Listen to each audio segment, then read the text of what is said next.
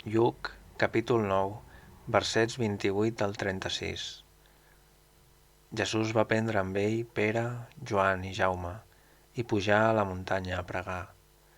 Mentre pregava, l'aspecte del seu rostre va canviar i el seu vestit es tornà d'una blancor esclatant. Llavors 2 homes es posaren a conversar amb ell. Eren Moisès i Elies, que es van aparèixer gloriosos i parlaven de la partença de Jesús, que s'havia de complir a Jerusalem.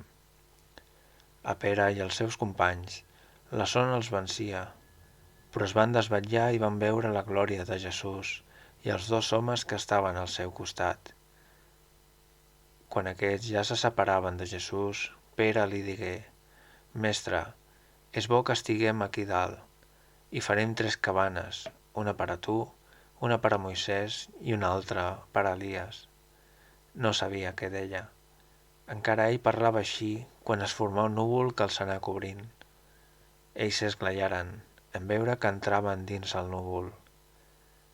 Llavors va sortir del núvol una veu que deia: «Aquest és el meu fill, el meu elegit, escolteu-lo». Així que s'hagué sentit la veu, Jesús es quedà tot sol.